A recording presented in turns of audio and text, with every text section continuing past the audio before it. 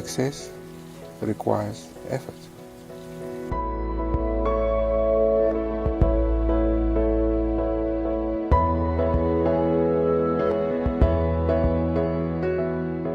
It took away from me the luxury of the illusion of a perfect relationships. Yes, I categorize myself as a successful person, yes. It took away from me the luxury of the illusion of a perfect relationships. Do you understand this? Can you please go a little deeper into that? Okay. It took away from me the luxury of believing there is a normal, perfect relationships out there in the world. And it took away from me the luxury of believing there is a perfect life, like working 9 to 5, have a family, have children, everything is perfect like you see in the films. It took that illusion away from me. And my life is flowing, so I don't conform to a certain way of living. So it took away from me that being normal, let's say, if that makes any sense. According to people's perceptions of Yes, normal. according to what expected of us to be like. So the things that you see, how perfect families, perfect people, perfect life is, actually I don't have. And I think it's an illusion. So it took that away from me.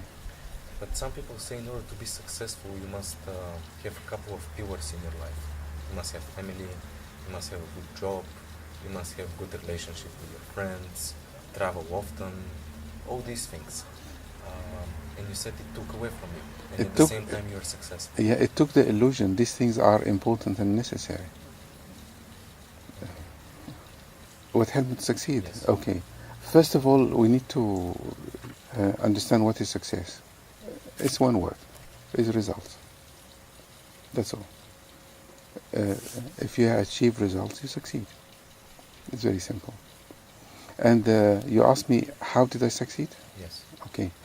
I like to put things in little stories so to make things easier to explain.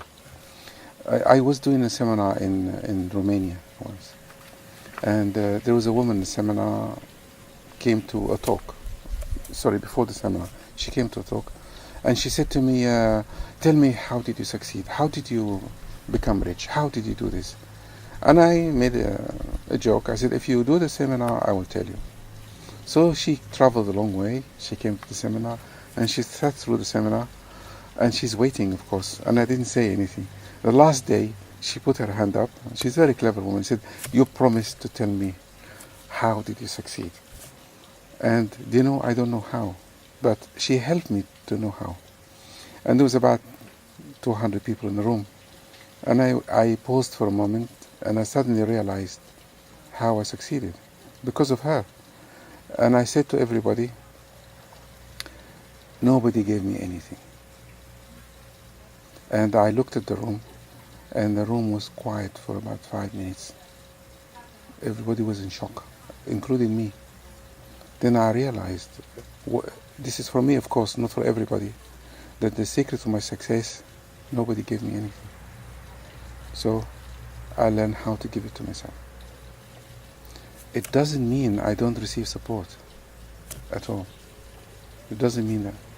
But there's a mindset I have that I can actually create anything. I don't have to rely on anyone. Again, I want to make it clear, because I support people to learn how to receive support. This is different. I think success requires effort, and while everybody's sleeping at night, I'm awake. If you know what that means. Yes. And I'm sure you may relate to some of this in your life. And when you look at someone rich and successful and say, oh my God, they have all this, maybe they should give me some, or why I'm not like that, we don't know what happened to these people. Maybe they had sleepless nights, maybe they worked all night, maybe they worked 24 hours a day. When you watch an actor on television or film, that really impresses you. and speak naturally and grabs you, you don't realize what this actor had to go through to get there. And the metaphor to use is every shot on a film, a minute can take a day. But we see the final product. So basically, success requires effort. Yeah? It's true, you can achieve it. It's true, it's easy to achieve it, but also you do something to get it. So the bottom line for me is, nobody came and say, here it is, you can take this. Take it without any effort. But that relates kind of to stoicism, that obstacle actually is the way. And when you see obstacles, it means that you're on the right path. Obstacle could be the way to success, not on the way to success. They are not blocking you, they are the way. They are not blocking you. In fact, I don't wish obstacles to come to my life, but if they come, they are part of the journey. We read about these things a lot, but when they face us, it's different. Because we have a lot of knowledge at the moment about everything. But really, the real test is what you do when it actually happened to us. Speaking about obstacles and stoicism, Yes. Do you remember the darkest moment of your professional career? Yes, very well. Can you share it with us? Of course. And what did you take away from it? I started doing the seminars in England. Yes, first time. And my English wasn't so good. And then I had to stand in front of a lot of people, English people, middle class, speak very well, and I nervous, and I stutter on my words, and one of the darkest moments, somebody put their hand up and he said to me, "Why didn't you go and learn English before you do this job?" In front of 200 people sitting in the room. You cannot imagine how painful that was, really. And somebody stood up and said, "I don't know what you're talking about." They told me this.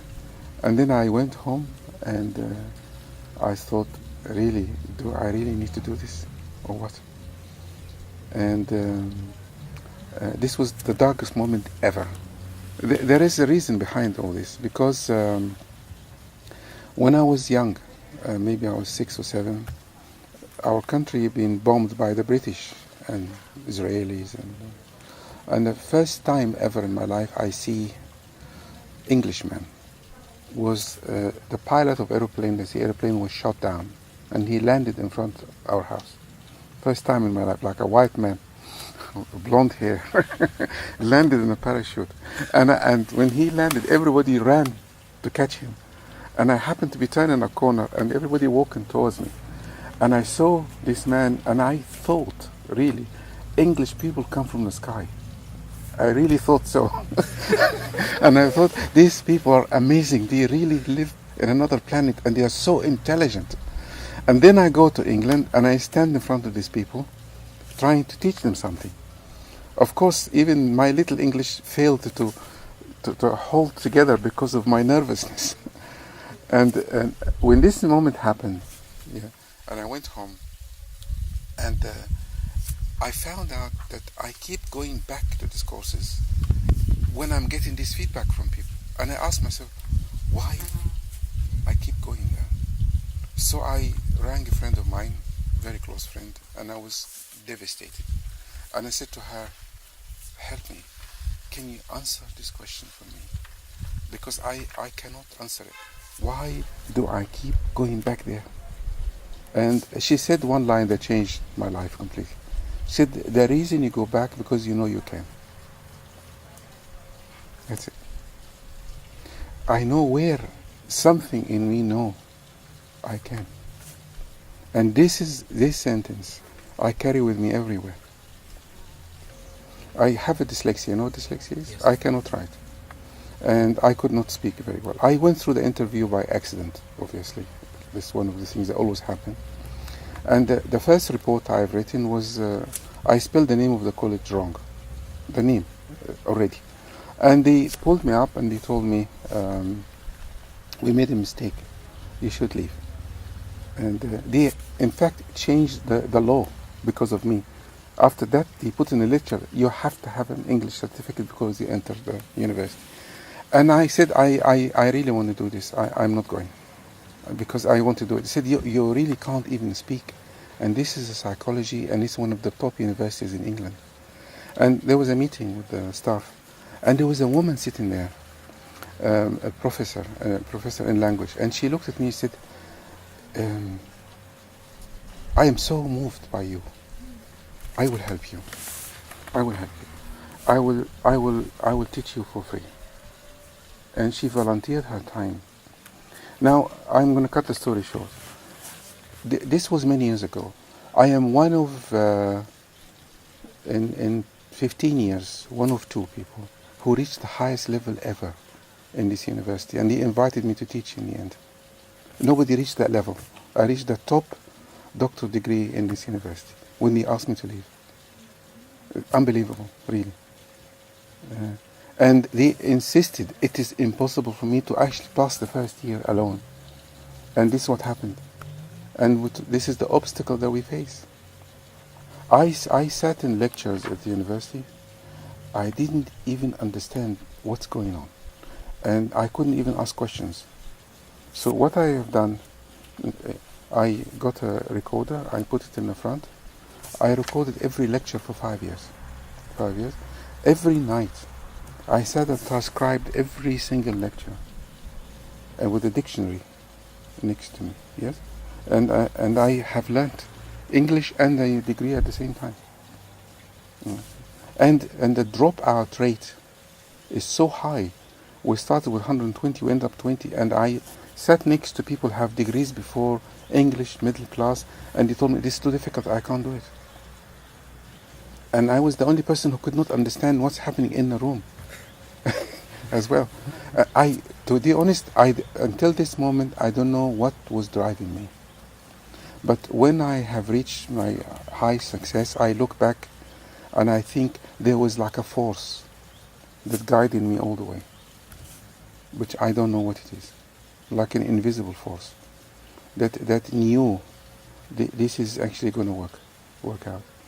But I cannot touch it or explain it or talk about it even. There was a comedian in London, very funny comedian, and everybody asked him, what is the secret? How do you stand in front of people and they laugh for no reason whatsoever? What do you actually do? And he kept saying, I honestly don't know. I really don't know. And he was determined to find out. He found out. When he found out, he was not funny anymore. You know what I'm trying to tell you? Okay. And I'll give you another metaphor. Gandhi, once, if you see the film Gandhi, you'll see there's a little scene. There was a big meeting, and had a huge conflict. And they asking him, the people around him, Gandhi, we need an answer from you because we don't know what to do next.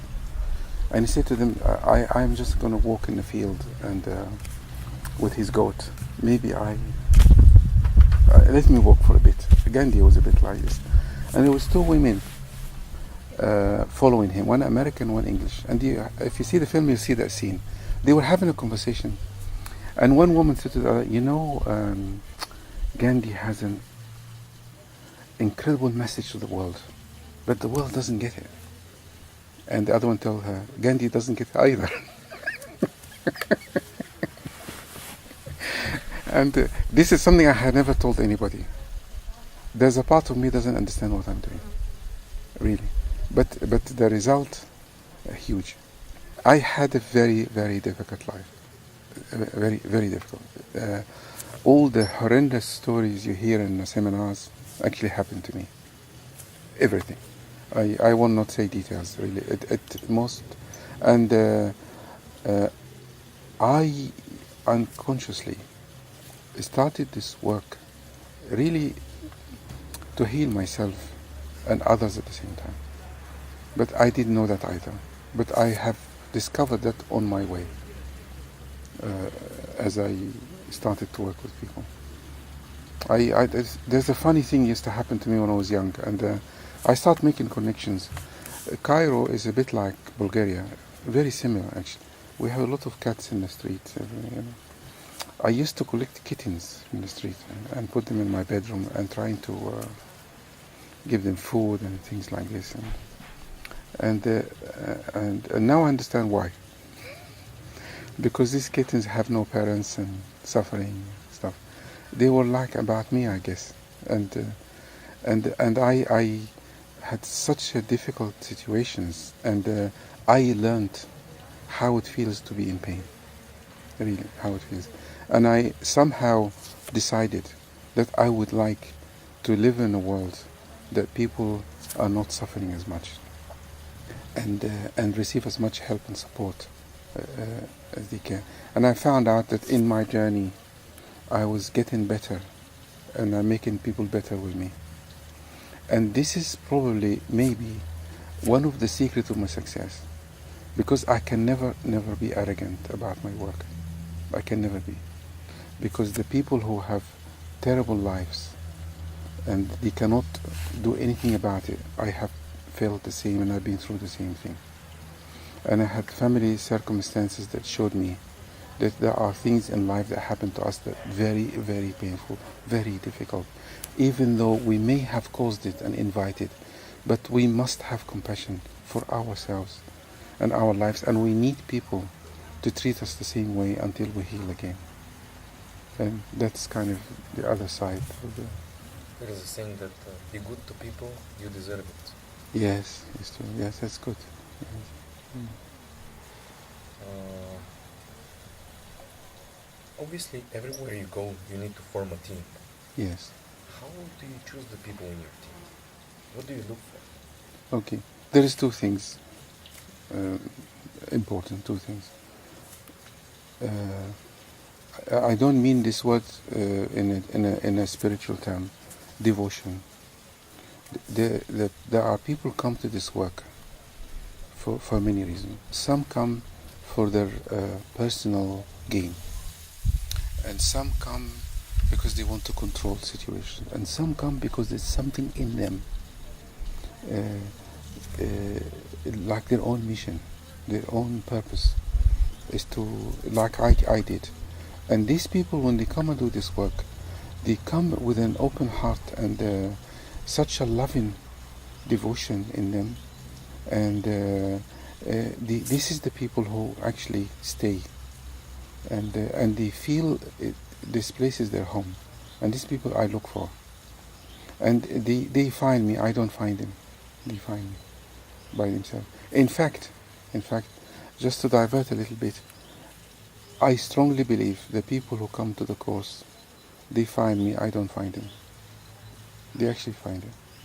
And I'll share with you something happened to me many years ago about this. So I look for the people who have this, I call it an extra factor, the X factor. You know, like this, they have that thing that not everybody has. And these people, no matter what happened, ups and downs, and they're not interested in this is a business or not. This is the people I look for. You know, and you have not done the business courses, have you? There's a sentence, something I say is very important. I may have said it in one of the other courses. This may be a question you'll ask me later. If you work for money, if your business is about money and only money, yes, it's okay. But the people who work for you, if somebody pay them more money, they will go there. Yes?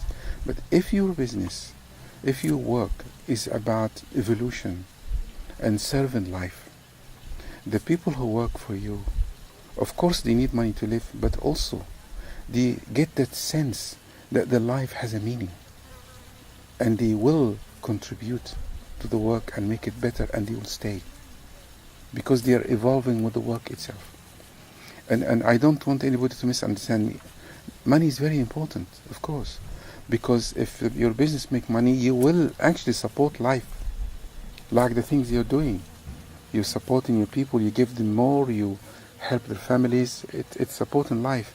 But this alone is not enough, because people need to inspire, they need, the life must have a meaning. Even what we're doing right now, this very moment when you're making this interview with me, and if it reaches somebody and they hear something that make a difference to their life, that means you are contributing to people's lives at this very moment as well. So this, that I look for these qualities in people, and the people who don't have these qualities, no matter how good they are, they drop away by themselves. They do not stay. Okay. How do you see us as a foreigner? Okay. I give you different possibilities because I don't read the ultimate answer. Okay. But observations. First of all, there's an English expression says the grass is greener on the other side. You know what that means? Yes. Everybody think other countries better. We know we are the best country, but we think somebody is doing better than us. And Bulgarians have this. Like every country have this. I don't know who gave the Bulgarians the idea that Bulgarians are negative. I don't know where it comes from because I am not sure about that. Actually, Bulgarians are much happier than many other countries. Many other countries. There are countries in Europe, I don't want to stereotype any country, that the suicide rate is very high, depression is very high, anger is very high comparing to Bulgarians. It's unbelievable, really. I tell you what the issue here is. I can give you the advantage and disadvantages of what my observations. I'll start with disadvantage first. There seem to be, in some countries in Eastern Europeans, after the maybe communism, after these regimes that have been like the big brother controlling everything, there is maybe a mindset emerged that somebody up there must do everything for me. So there is an expectations that somebody out there must come and give us something. So not everybody, but many people in some Eastern European countries. And they expect that they don't have to fight for everything because there is somebody need to provide this for us. Not successful people, entrepreneurs, they are thinking different ways. But I think this is maybe behind why there's a belief that Bulgarians are lazy and not working. But let's go to the positive side about Bulgaria. I actually saw Bulgarians' intelligence is very high and very clever, and you have an extremely unique position. It does not exist in many countries in the world. Very unique. Now, you know, the world can be dissected into two extremes.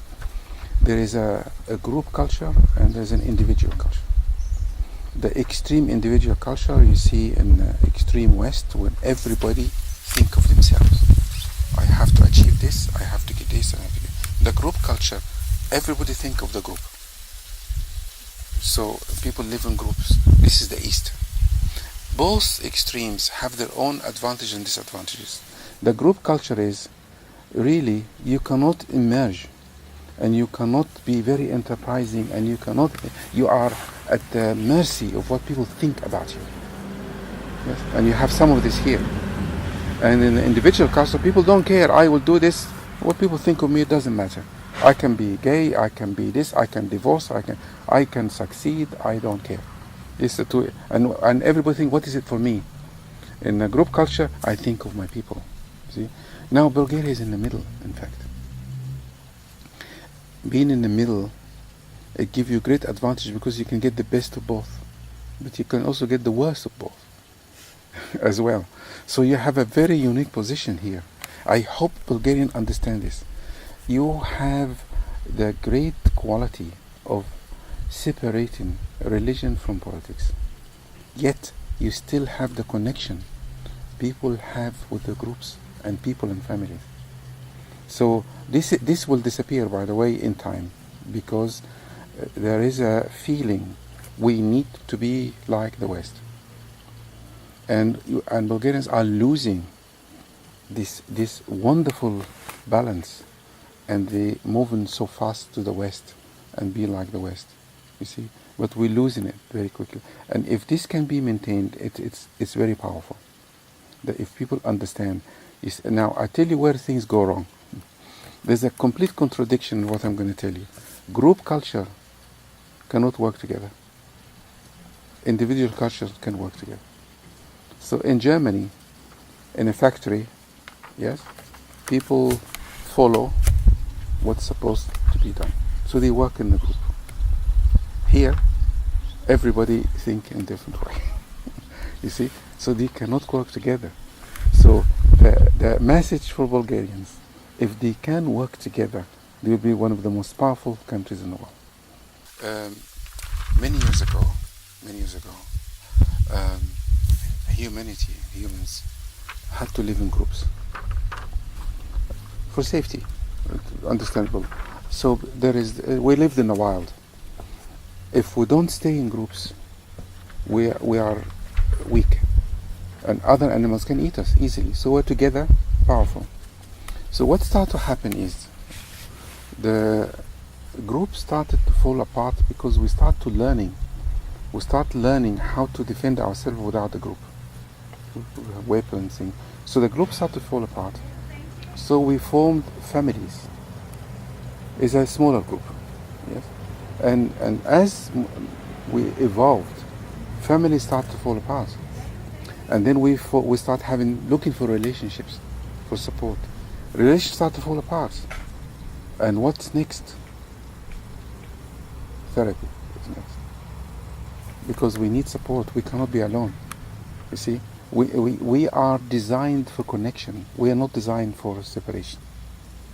We are the very first moment we come to the world, we connect to somebody else. We have to connect. And try it. Anybody watches can try it. When you talk to somebody, you look away.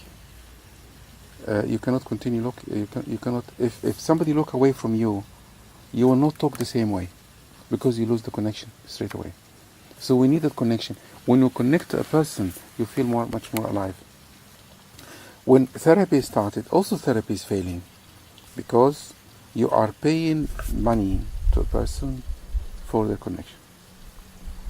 This is something you don't pay for. So these courses started to take us back to the beginning, to when we were together.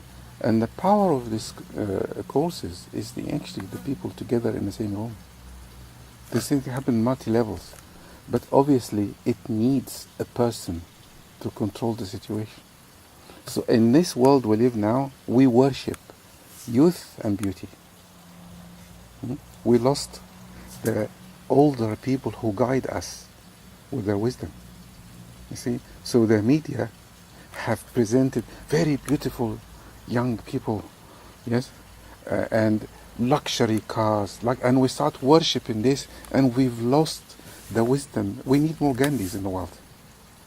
See? So the person who run the course represent the father we're looking for, the mother we're looking for, that will make us feel safe. And the people come together and they feel safe. They feel accepted. You know, I don't have to go out there showing people I have a big car so they can love me. I have a lot of money, they can love me. I want to go out there and show people how afraid I am and they love me so I can feel safe. But we cannot do that. We can only do this in a seminar. See? And because the real safety can happen to us when I am weak and loved. Not when I have impressed people they can love me. That means I will be hungry all my life. I will be achieving more and more and more to show people how good I am, so they can love me. It doesn't mean there's nothing wrong with that, but that means I will be tired one day. You see, it's okay to have it. Because I say you can't have enough what you don't really need. It will never be enough. But we are seeking the same experience we're looking for the moment we arrive to this life. We're seeking people around us to be there for us at the worst moment and at the best moment. The moment you tell people you're weak and you need help, yes, they grow strong and they want to help you actually. You know, somebody stood in a seminar and said something. He said, I did a seminar 5 years ago and you told me, I told him, something changed my life. And I said, what did I tell you? Because I don't remember. He said, you told me, I can be angry and be loved. I can't even remember saying that. And then I realized what I was doing, actually. Because, look at a child, a very small child, angry, upset, happy, and there is somebody there for them to celebrate their happiness and to heal their anger and make them feel safe. And this person grew up feeling safe in the world. They don't have to prove to the world they are something. Yet everything will come to them. You see? And this is really the bottom line of my work, actually. Is to bring safety again to us, something I never had, actually, that I wanted to give and to receive as well at the same time. The first year of our life is absolutely, totally critical. Every moment of our life after that. If we didn't have these experiences, we really suffer a lot, and we try to do every possible thing to get it, including the wrong things. And some people succeed, of course, financially, everything, but there's something missing sometimes. And going back to all your questions all connect. Going back to Bulgaria, I hope the Bulgarians don't lose this loving connection the families have together. I hope they don't lose that. Because I believe it's really important for people to be able to establish trust into others. That's how we do. That's in everything, in life, in business, in every relationship. Obviously, I cannot answer this question clearly, but I can tell you what I may be doing that people trust me. I don't teach anything. I have no teaching. You mean you don't try to pass wisdom, or? I don't teach anybody anything. If I am a professor teaching something, see, knowledge is limited because you can always add to it. It's limited. So I am not in a position of a teacher. I'm not a position, when I am in a seminar, I never think these people I'm better than them. I don't see it that way. The way I see it, we are together, yes, trying to find out who we are and trying to live a better life. And I had a quote once that touched me the most. It says, we must seek the company for the people who are looking for the truth and avoid the people who found it. I have not found the truth, and I maybe never find it, but I'm looking for it, and I'd like these people to come with me. So I never position myself as I know it all and you don't, because the things happen in my life taught me humility. What is it that a young person can do, because he doesn't have the knowledge, he doesn't have all the experience, what can a young person do to surround himself with the right people to get the job done? Okay. The right people will find him, will find her. If this person connected to himself or herself and doesn't want to do his or her business to impress the world, the people will find him, really. People find Gandhi, they find Mandela, they find these people who are most successful. If I ask you this very moment, if everybody watching this, think of the most successful leader in the world, you will always think of the person who made a contribution to humanity first. After, you will think about the people with the money, like Donald Trump and people like. First of all, you will think of these people immediately. Look, why is that? Because really, if my intention is to serve life, the people who serve in life will find me. But if my intention is to be rich, impressed, and do this and other, I will attract this also. So I would say just trust your intuition and yourself, and trust that you're doing something good for the world. Our ego is very interesting, very interesting. In fact, if I didn't have any ego, I probably wouldn't get there. It's part of the package. It will give you the push to start, but it will not stay. If it stays with you, it will destroy you. but it will start you. If I didn't have any ego, I wouldn't have started this. But now I realize I don't need it anymore. But I need it for a time to give me the courage to push a little bit. So you know the famous saying, the ego is the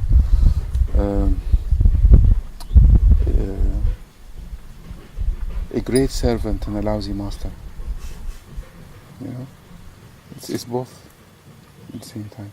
So I would say to these people, if you have something to offer, trust that, and the right people will come. And don't try to change the world. That's very important. Try to serve the world. Serve the world, but don't change the world. They're two different things. What was your inspiration as a child, and what inspires you now? Like when you were a small kid. I was absolutely fascinated about how our brain works.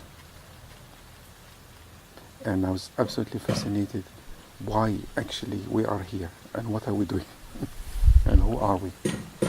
And the most amount of inspiration I have is that I have sensed it very young, when I was young, that we are passing by in this life. Inside our bodies, we are passing by. And this journey is actually very short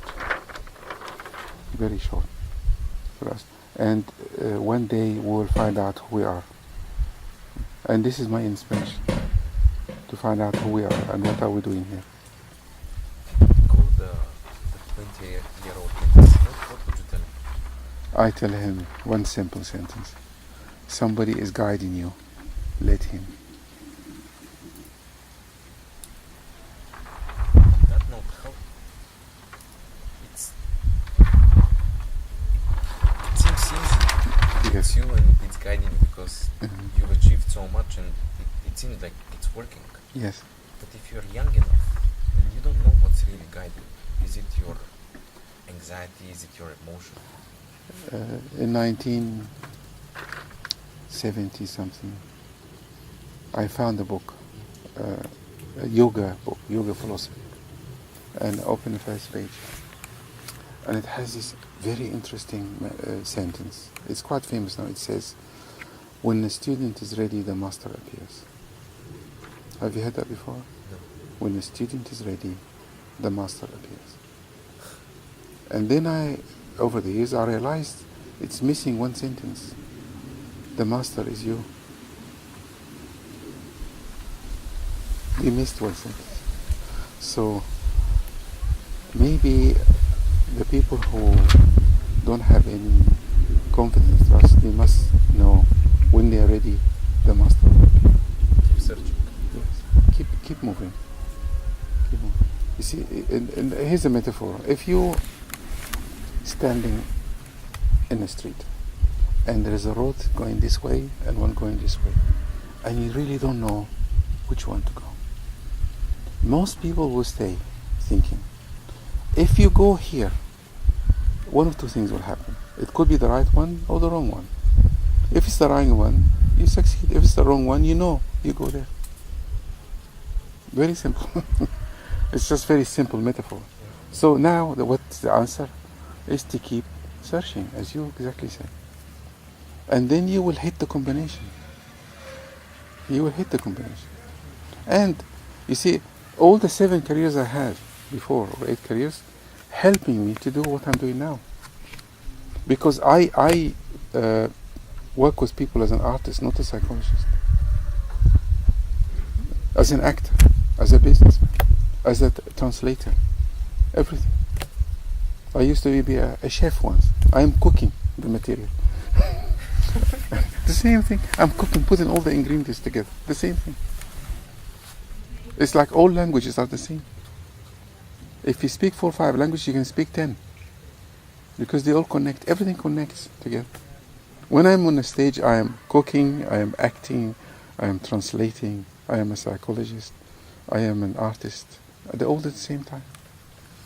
I think. So nothing in life go wrong. If you do the wrong thing, here is the most important thing, it's part of the new one. Like I was telling you earlier, the wheel is part of the BMW. The wheel the Egyptians invented 3,000 years ago. It's part of the creation of the BMW today, or the Mercedes today. If something gone wrong, it's part of the new one. See? Nothing is wrong in life. Nothing. You hear about the most successful people in the world. Things terribly went wrong, but this was part of this success. Yeah, the person who invented the light bulb, you know the famous sentence. Somebody, 1,000 trials. somebody told him, "You failed many times." He said, "No, they are not failures. They are steps to success." You know, it's very easy to talk about these things, but so many people give up too soon. Just act. They give up. Persistence is the art of success. The question that's really difficult to answer: when to persist and when to stop. That's the hardest question, really. Because there are things we must stop, really. And I think this is where, when we connect to ourselves, with this career I'm doing now, I have never stopped. Other things I have, but this one not. And that was my feedback. When I kept going back to the seminars, when they were not working, and there was this driven, I think the word driven is harsh, I was like guided, something. Then when this person told me that this, I know you can, because you know you can, everything clicked. Yes, of course. It could be even cleaning the street, it doesn't matter. What kind of job? It doesn't matter, really.